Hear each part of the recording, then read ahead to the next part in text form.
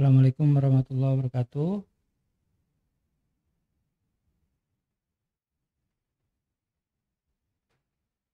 Assalamualaikum warahmatullahi wabarakatuh. Waalaikumsalam. Iya, Ibu jawab Assalamualaikum dong. warahmatullahi wabarakatuh. Nanti soalnya kalau nggak dijawab nggak tahu apa mic-nya ini bisa nyala atau enggak gitu loh. Terima kasih hadir lagi di TKB. Silakan pimpin doa. Minta maaf tadi kenapa jadi terlambat karena ada ini apa gangguan teknis sedikit ya. Yuk silakan pimpin doa. Marilah teman-teman kita berdoa dan pekerjaan kita masing-masing.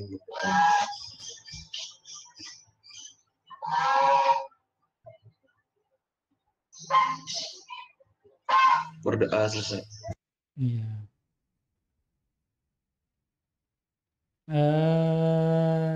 Sudah ada kelihatan di layar? Ada, Pak. Ya oke. Kita melanjutkan yang kemarin ya. Kemarin kita membahas tentang aduh.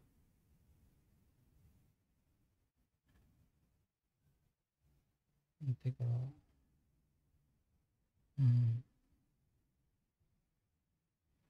baik, kita kemarin membahas tentang undang-undang ya, undang-undang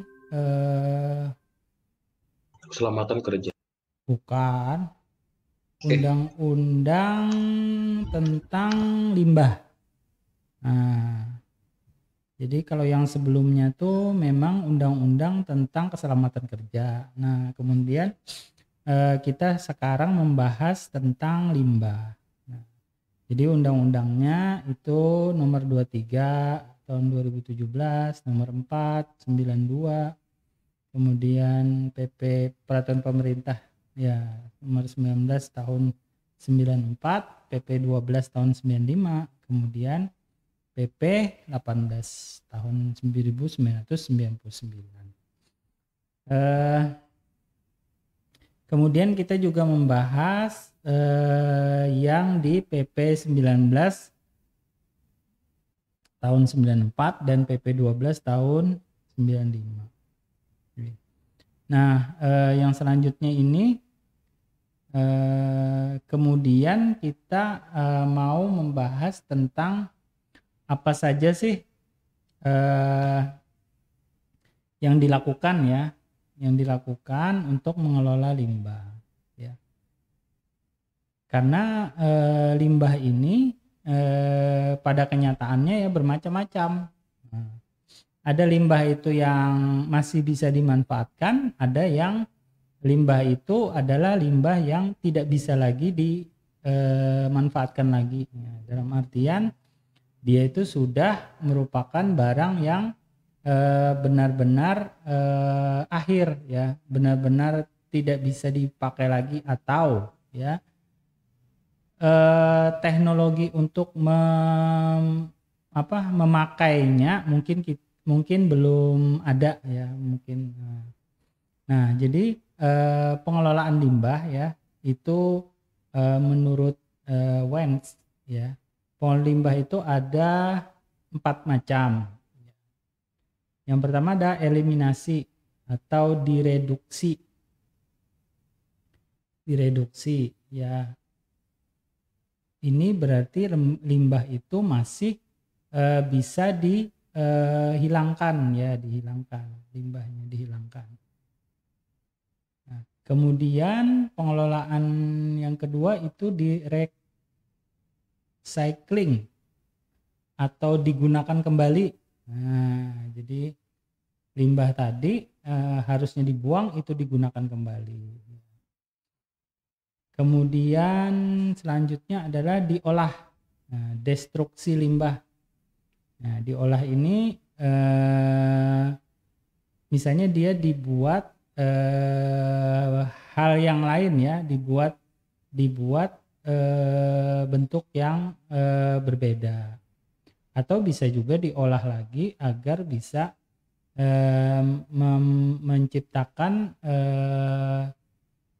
menciptakan produk yang baru. Kemudian lagi yang keempat adalah dibuang. Nah, kalau yang dibuang ini berarti dia sudah tidak bisa lagi dimanfaatkan.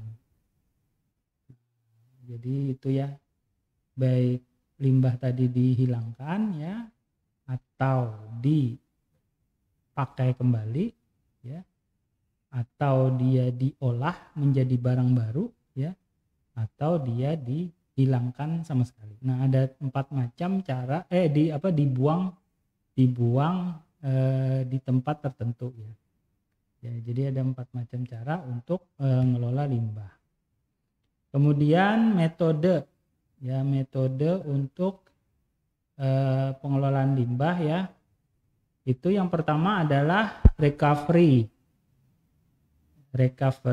recycle, reuse, dan reduce. Nah,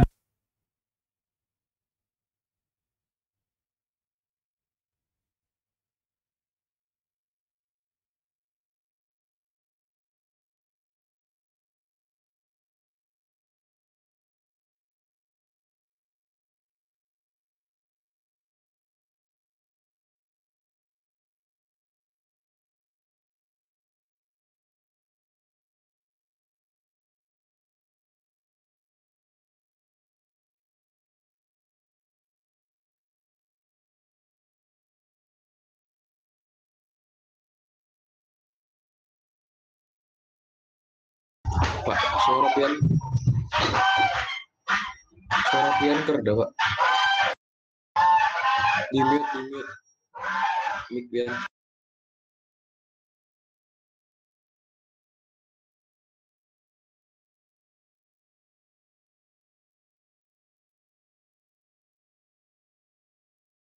Mengapa suara Bapak nggak ada, Pak? Pak, suara pian ke mute tuh.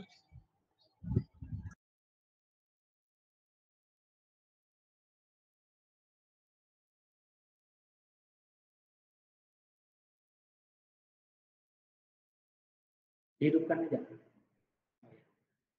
Kedengaran? Halo? Dengaran Pak. Oh ya, tadi yang nggak dengarnya mulai kapan? Dari awal? Ya. Dari awal? Iya, kalau nggak salah itu dari awal Pak. Oh, dari awal. Waduh. Sama banget. Yang C kalau nggak salah. Dari awal tuh mulai ini kah? Mulai doa tadi kah atau gimana? Lain ini yang tadi Pak. Yang ini? Lain bawahnya tadi yang pengen jelasin tadi. Ya. Yang ini apa yang ini? Yang tadi mana Pak? Yang Wednesday ya? Ya. Oh iya, kita ulang ya. Nah, jadi pengelolaan limbah itu ada 4 cara. Yang ini hilang lah, yang 4 cara nih. Apa Pak? Yang waktu saya terangkan tentang 4 cara nih sudah hilang. Hilang. Hilang. Oke, kita ulang berarti ya.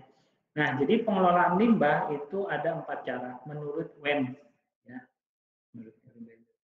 Nah, pertama adalah eliminasi atau reduksi limbah, recycling atau reuse limbah, pengolahan atau destruksi limbah, kemudian pembuangan limbah. Nah, jadi maksudnya adalah limbah tadi itu bisa masih kita manfaatkan. Nah, jadi pemanfaatannya itu adalah sekitar 15 sampai 75%. Itu berarti limbah itu masih bisa dimanfaatkan ya. Atau misalnya kita contohkan ya, kalau misalnya kita punya limbah itu misalnya 10 kilo ya, berarti sekitar berapa? 750 gram. Nah, 750 gram itu maksimal yang bisa kita recovery ya, atau misalnya kita recycle atau reuse atau redas, itu maksimalnya mungkin limbah tadi cuma 75%. Nah, tetapi kalau misalnya itu sudah bagus ya, berarti sudah bagus. Nah, tetapi misalnya lebih sedikit lagi, misalnya sekitar 15% juga sudah bagus. Kita bisa sudah memenuhi tadi syarat sebagai mengelola limbah. Nah, jadi itu tuntutan ya, tuntutan dari peraturan ya. Nah, kemudian metode yang lain adalah recovery tadi ya, dengan jalan menjual hasil limbah ke perusahaan lain.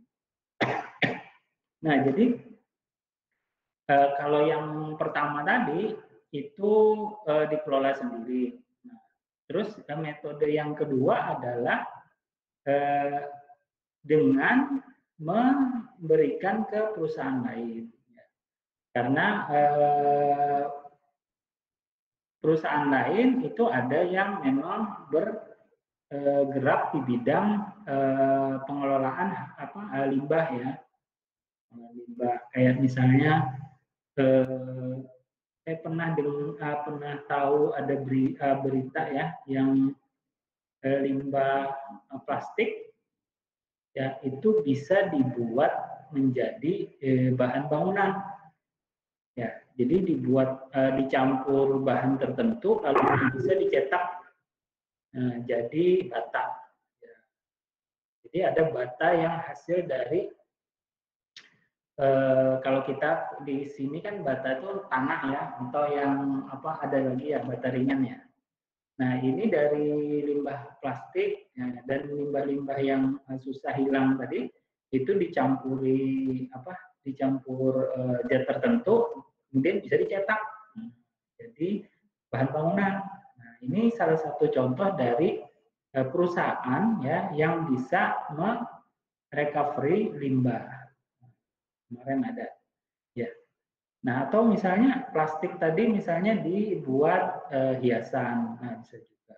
Itu juga proses recovery. Nah, terus yang ketiga adalah menciptakan zonasi industri penghasil dan pemakai limbah dalam satu kompleks. Nah, jadi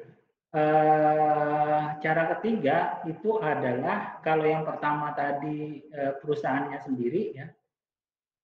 Jadi langsung tadi ya dari membuat sesuatu dari bahan baku kemudian menjadi limbah. Nah, tapi limbahnya tadi diolah lagi. Nah, terus yang kedua tadi adalah menjualnya ke perusahaan lain. Yang ketiganya adalah menjadikannya dalam satu wilayah untuk pengelolaan ya. Nah, jadi ada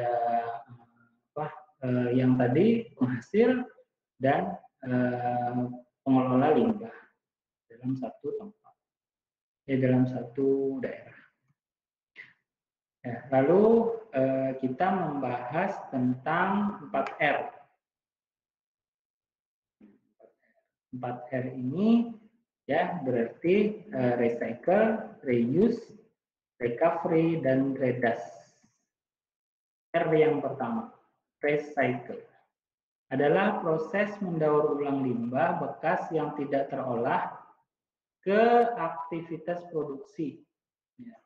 Contohnya memanfaatkan kertas sisa menjadi kertas pembungkus. Atau ya kalau di plastik ya misalnya memanfaatkan plastik-plastik yang ada itu ya untuk dijadikan misalnya plastik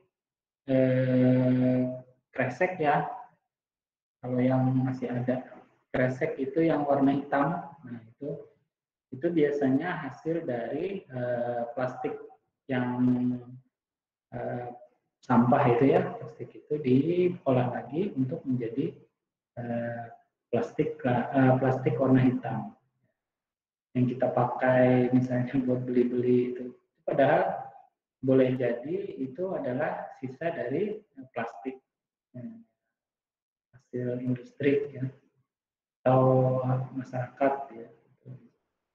Makanya sekarang di tempat-tempat tertentu dia dilarang ya karena berbahaya. Nah, kemudian ada lagi reuse, R yang kedua.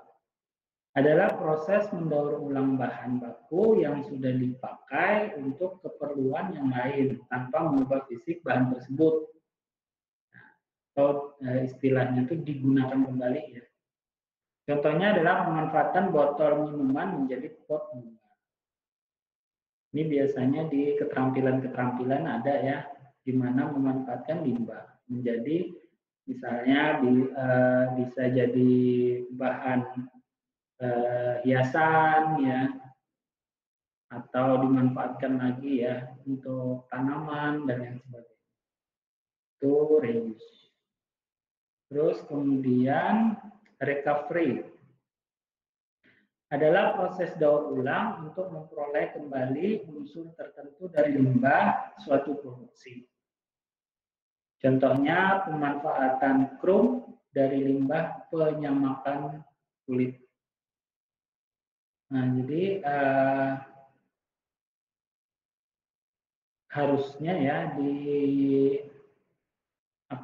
di daerah-daerah yang menggunakan zat kimia ya itu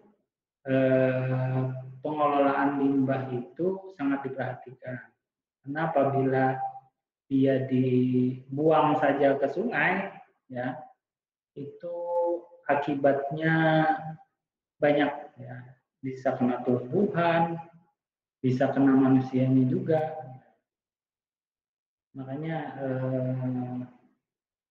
kalau kita menggunakan bahan-bahan kimia itu jangan dibuang ke sungai atau misalnya ke tanah yang di situ ada sumber air ya, karena tadi itu bisa meracuni orang lain. Nah, contoh recovery tadi adalah bagaimana sebuah zat kimia ya itu bisa diambil dari setelah dipakai. Ini bisa masih dipergunakan.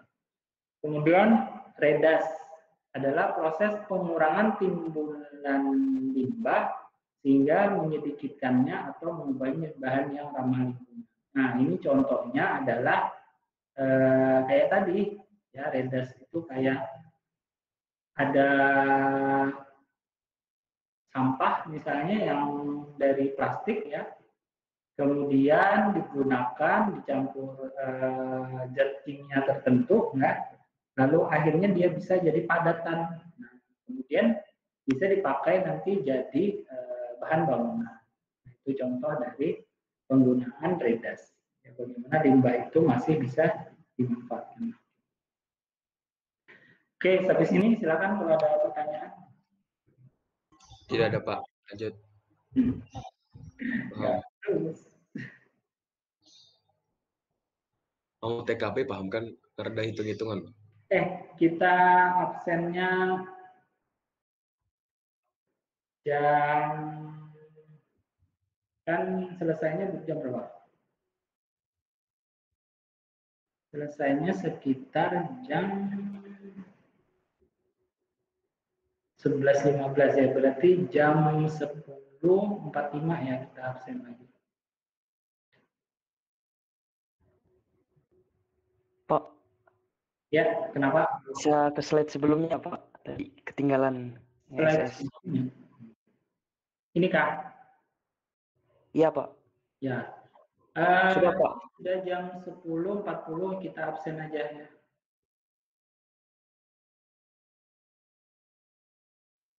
Tunggu Pak, maaf saya.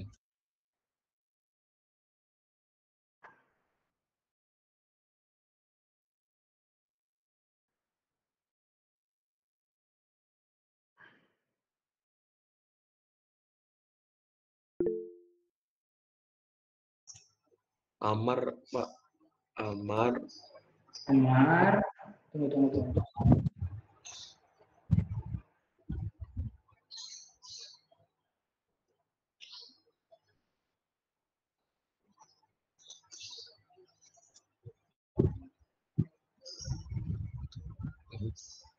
Dimas lawan Amar izin, Pak.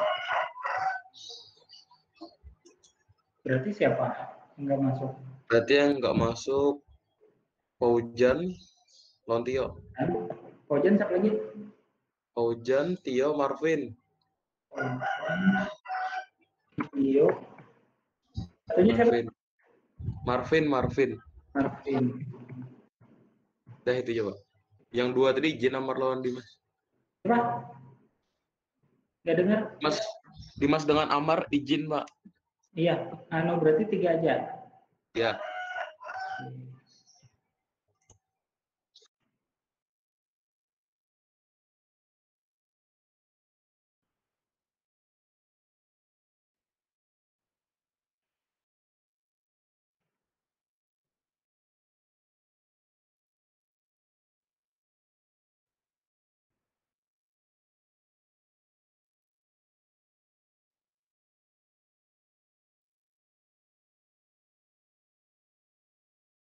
Ayo, silakan yang mau bertanya.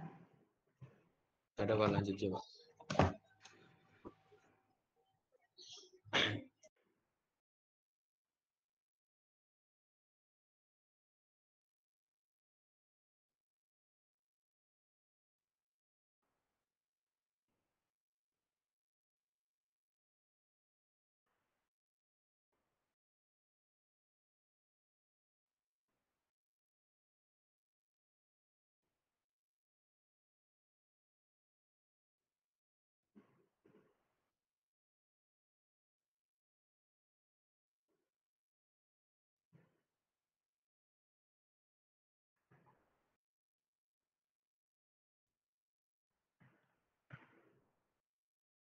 Kalau tidak ada, kita lanjutkan ya. Teknologi pengolahan limbah. Pengolahan awal adalah penyaringan, penghilangan pasir, ekualisasi aliran, netralisasi. Nah, jadi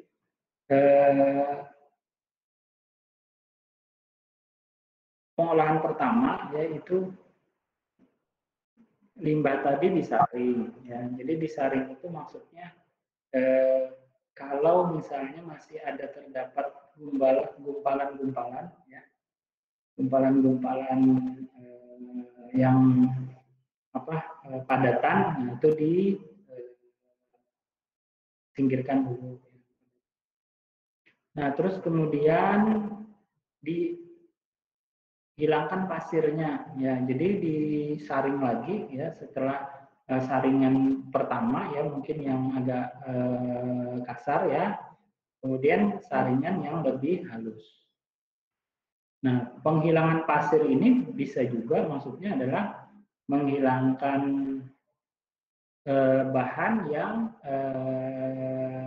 kecil, ya, bahan-bahan yang lebih kecil, agar misalnya si limbah tadi benar-benar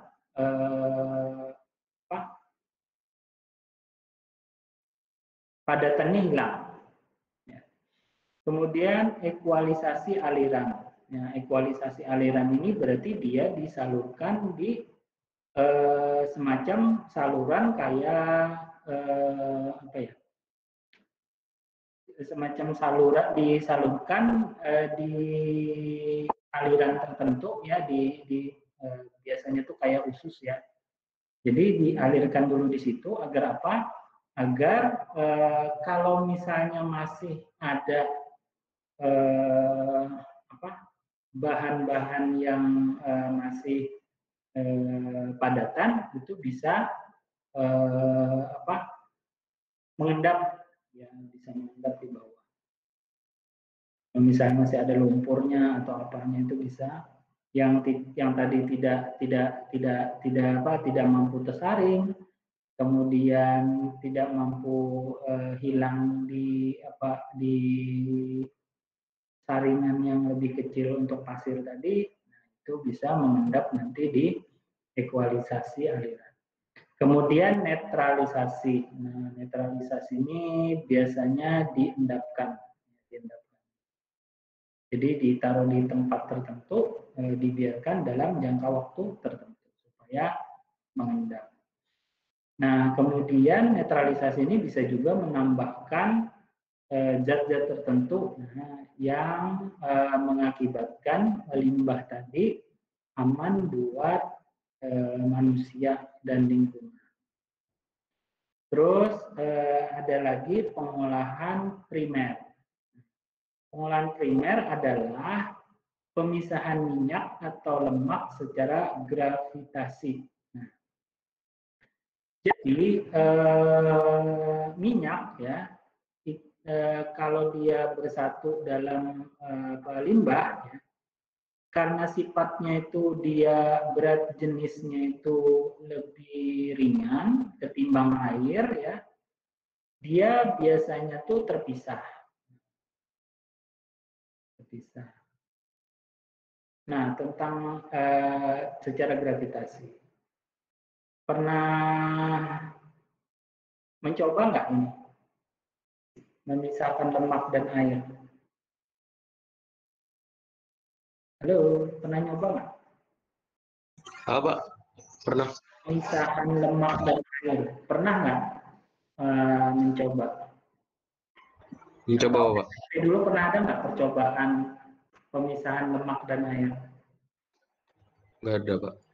Nggak pernah. Nggak Yakin? pernah. Ya. Makan mie pernah. Kalau misalnya udah ini sudah apa? Sudah dingin, kelihatan nggak lemaknya di atas? Ada, Pak. Ah, Digoreng mie, Pak. iya. Nah, bagian bawahnya biasanya jernih. Goreng mie ada. Jadi, ya itu. Jadi secara ini apa? Secara umum ya, kalau misalnya kita mau memisahkan lemak sama air itu biasanya kita diamkan saja, nanti dia bisa berpisah ya. Jadi lemak bagian atas, kemudian yang lebih jernih cairannya di bawah. Nah, itu secara gravitasi. Kemudian pengendap. Ya, pengendap. Jadi pengendap ini biasanya ya ada juga limbah itu yang bercampur dengan lumpur dan lain sebagainya ya. Tapi lumpur ini bukan lumpur tanah ya, lumpur zat tertentu ya yang mungkin masih berbahaya. Kalau lumpurnya lumpur tanah nggak bahaya bagi makhluk hidup, tapi kalau dia merupakan bahan-bahan kimia, dia bisa berbahaya. Nah, itu dilakukan pengendapan. Pengendapannya biasanya dibiarkan dalam jangka waktu tertentu supaya dia mengendap. Nah, kemudian nanti endapannya di bawah ya, yang cairnya masih di atas. Nah, kemudian pengendapan ini ya, kalau secara gravitasi tadi masih bisa ya, biasanya ditambahkan dengan bahan kimia. Supaya bisa terjadi endapan. Kemudian ada lagi cara yang lain yaitu flotasi gas. Jadi dia diberi aliran gas. Nah, jadi limbah tadi diberi aliran gas tertentu agar dia bisa bereaksi. Kemudian bisa juga diflotasi dengan bahan kimia. Jadi bisa pakai gas, bisa jadi kimia. Nah, atau filterisasi. Ya, filterisasi ini misalnya kayak pernah di rumah ada akuarium yang pakai filter, ada nggak punya? Halo, ada nggak yang punya akuarium dipakai filter gitu?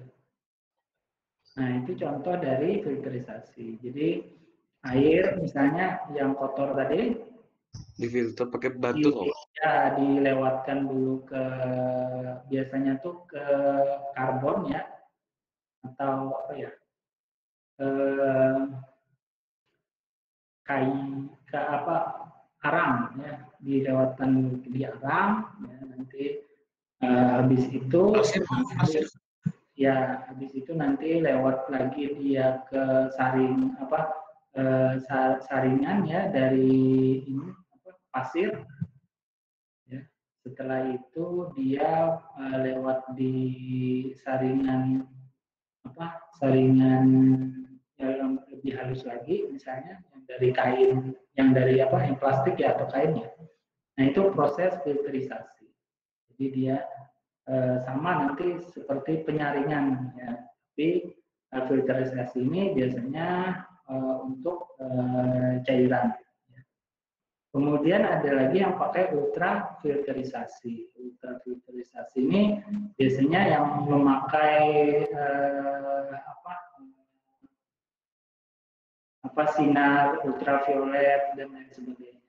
Jadi untuk mematikan bakteri dan lain sebagainya. Nah, itu pengolahan yang dilakukan itu berarti pengolahan limbah secara primer.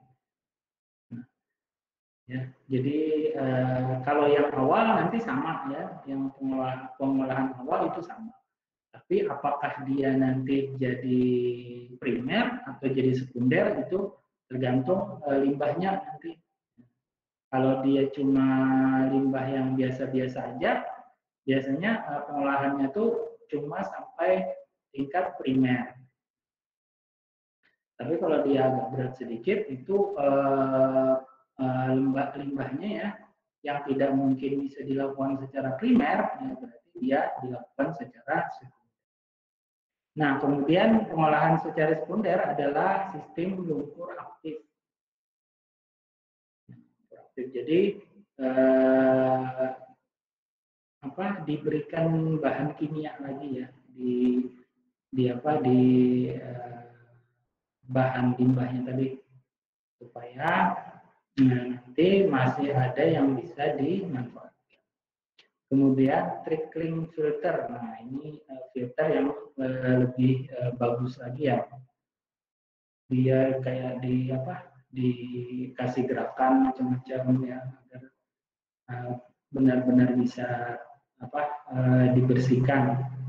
Kemudian laguns ini dia kayak ditaruh di tempat terbuka ya. Dan rotating biological kontraktor. Nah kalau yang ini limbahnya tadi diputar-putar, tapi ditambahkan ini zat untuk misalnya bakteri dan lain sebagainya. Kemudian enzim treatment ekstraksi ya. Ini berarti dia dikasih semacam bahan ya agar terurai limbahnya tadi menjadi limbah yang masih bisa dimanfaatkan.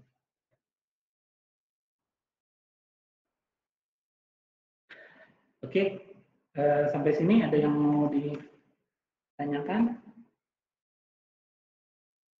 Sudah 10.54. Oh, masih ada 20 menit ya. Silakan kalau ada yang mau ditanyakan. Tidak ada, Pak. Tidak ada. Kita lanjut.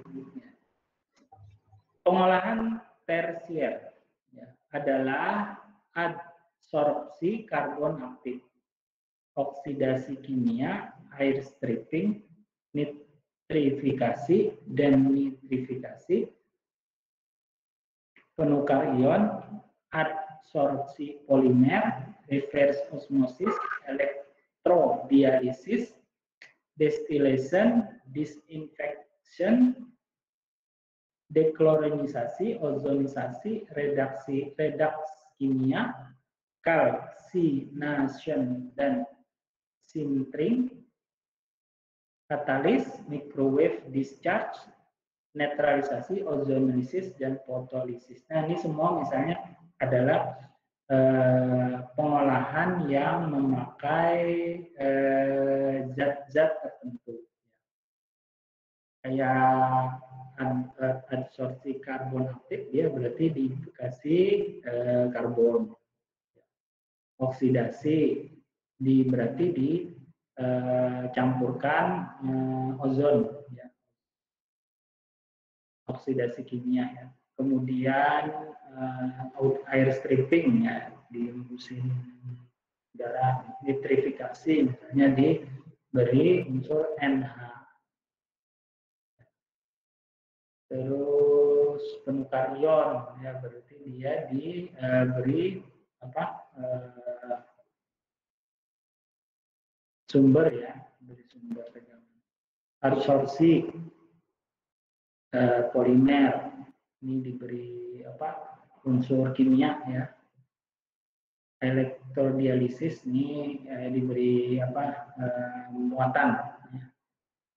Disinfection, ya. Jadi dia dibersihkan dari hal-hal yang berbahaya, ya, ditambahin zat kimia supaya dia tidak membahayakan manusia. Diklorinisasi, ya, berarti dia diberikan unsur klorin. Ozonisasi, dikasih ozon. Reaksi kimia calcination ini berarti dikasih kapur, ya. Katalis, ya, katalis ini semacam zat yang bisa kalau dia diberikan ke sebuah misalnya limbah, ya, dia bisa mengikat unsur-unsur yang berbahaya dari limbah. Microwave discharge, ya, jadi dikasih gelombang. Ya, fotolistis, ya, berarti diberi sinar. Ya, itu pengolahan secara tersier. Kemudian pengolahan lumpur. Nah, pengolahan lumpur. Ada thickening atau gravitasi, flotasi, sentrifugasi. Nah, jadi lumpur itu kan biasanya dia mengendap, ya. Nah, supaya misalnya itu terjadi, ya, itu bisa dengan cara gravitasi, ya, diendapkan saja, ya, agar dia turun ke bawah. Nah, bisa juga dengan flotasi dan sentrifugasi. Nah, berarti dia ditaruh di tempat tertentu, kemudian diputar agar nanti bisa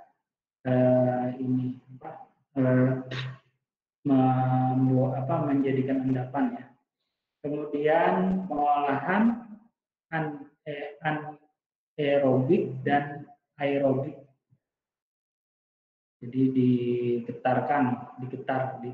dibikin bergetar, ya. Jadi tempat pengolahan itu kayak dibikin bergetar, ya, supaya terjadi endapan.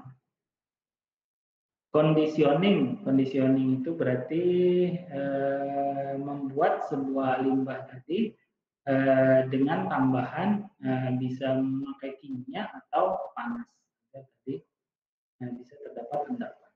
Vacuum filtration, ya, berarti ditekan,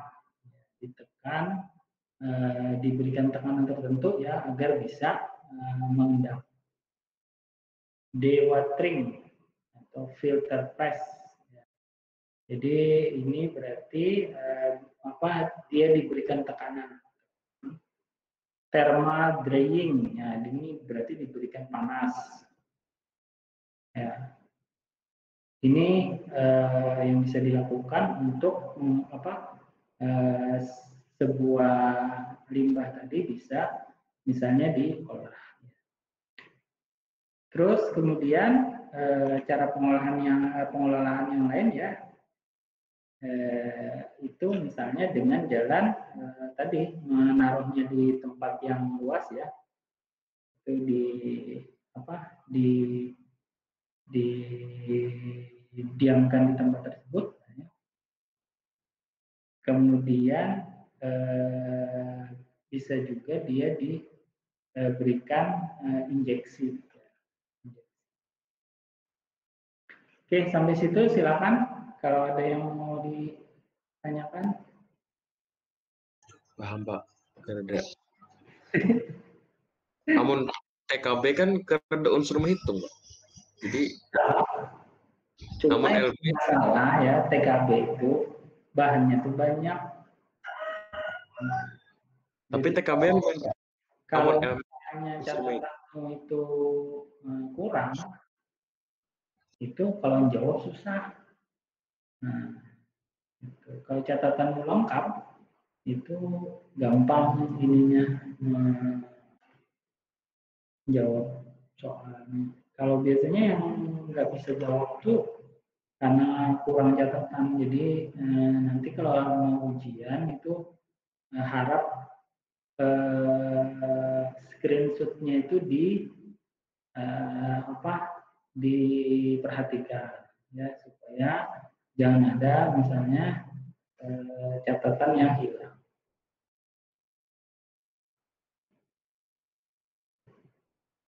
Oke, kita lanjut.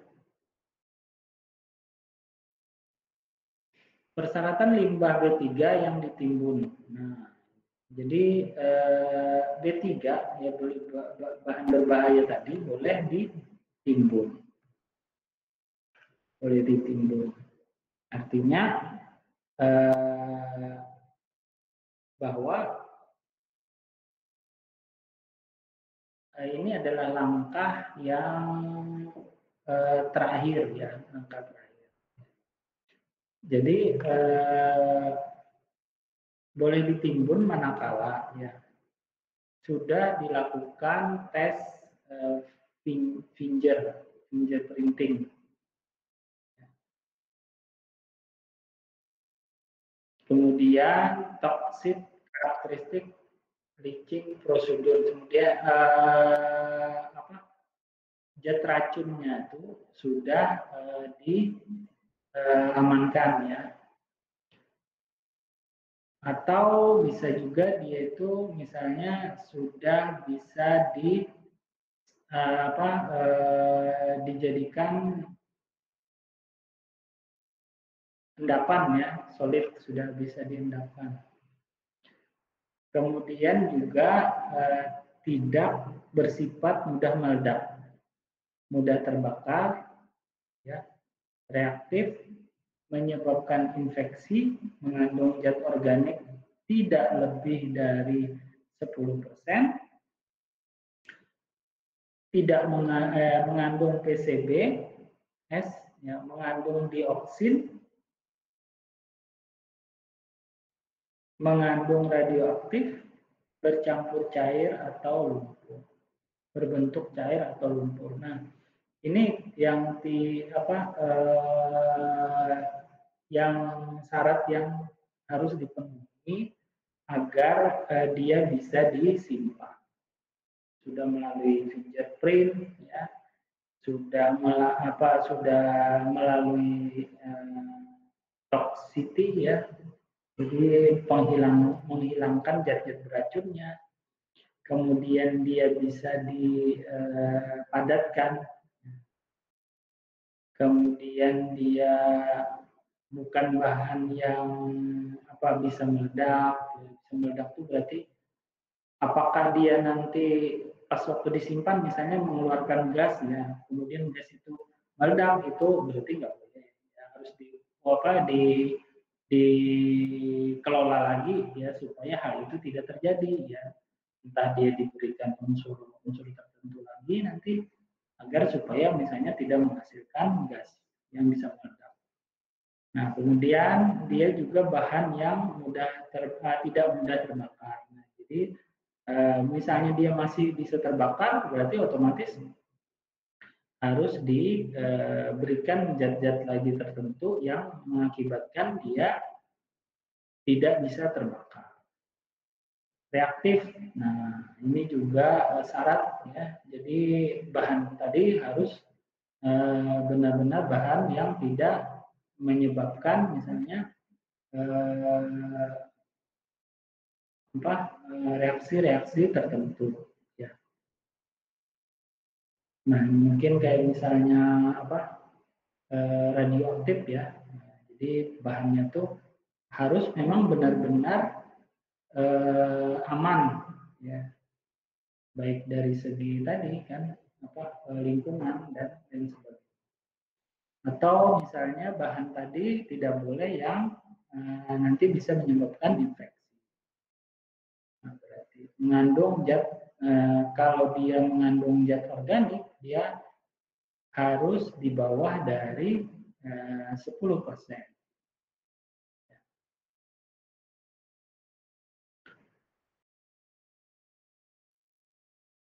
Ya, dia harus mengandung zat organik di atas dari 10%.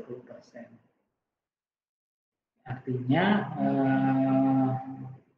makhluk hidup itu bisa hidup ya di bahan tersebut. Supaya apa? Nanti zat organik tadi nanti yang salah satunya mungkin untuk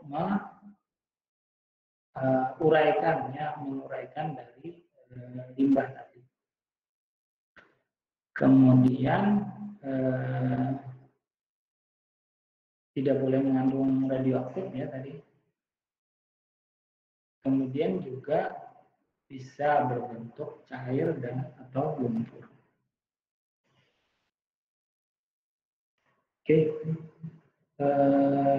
sudah jam 11.27. Jadi kurang berapa? Kurang 8 menit ya. Masih sempat nggak ini?